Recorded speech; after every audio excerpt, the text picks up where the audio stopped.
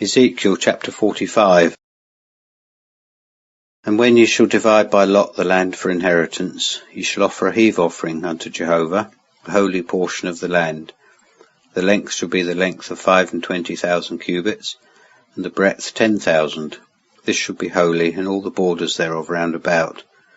Of this there shall be for the sanctuary 500 reeds by 500, square round about, and 50 cubits round about for the suburbs thereof. And of this measure shalt thou measure the length of 25,000, and the breadth of 10,000. And in it shall be the sanctuary, the holy of holies. This is the holy portion of the land. It shall be for the priests who do the service of the sanctuary, who draw near to serve Jehovah, and it shall be a place for their houses, and a holy place for the sanctuary. Verse 5. And a space of 25,000 in length, and 10,000 in breadth, shall the Levites, who do the service of the house, have for themselves, for a possession, for their habitations. Verse 6. And ye shall appoint the possession of the city 5,000 in breadth, and 25,000 in length, alongside of the holy heave offering. It shall be for the whole house of Israel. Verse 7. And the prince shall have his portion on the one side and on the other side of the holy heave offering, and of the possession of the city, over against the holy heave offering, and over against the possession of the city, from the west side westward, and from the east side eastward, and in length answering to one of the portions of the tribes from the west border unto the east border.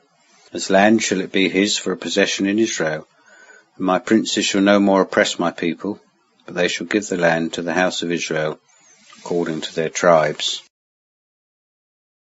Verse 9.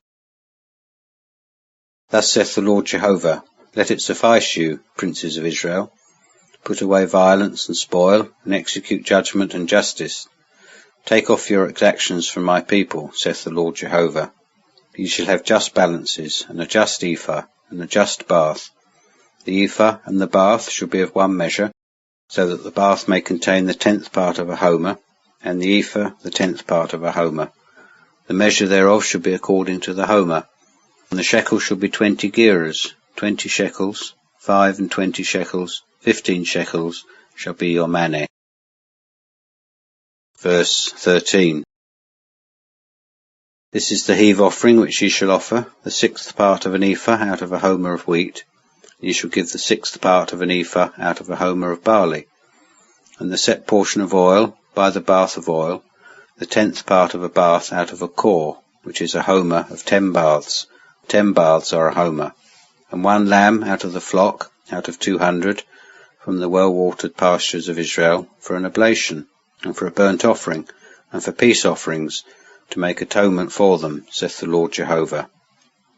All the people of the land shall be held to this heave offering for the prince in Israel. It shall be the prince's part to supply the burnt offerings, and the oblation, and the drink offering, at the feasts, and at the new moons, and on the Sabbaths, in all the solemnities of the house of Israel. It is he that shall prepare the sin offering, and the oblation, and the burnt offering, and the peace offerings, to make atonement for the house of Israel. Verse 18. Thus saith the Lord Jehovah, in the 1st month, on the 1st of the month, thou shalt take a young bullock, without blemish, and thou shalt purge the sanctuary.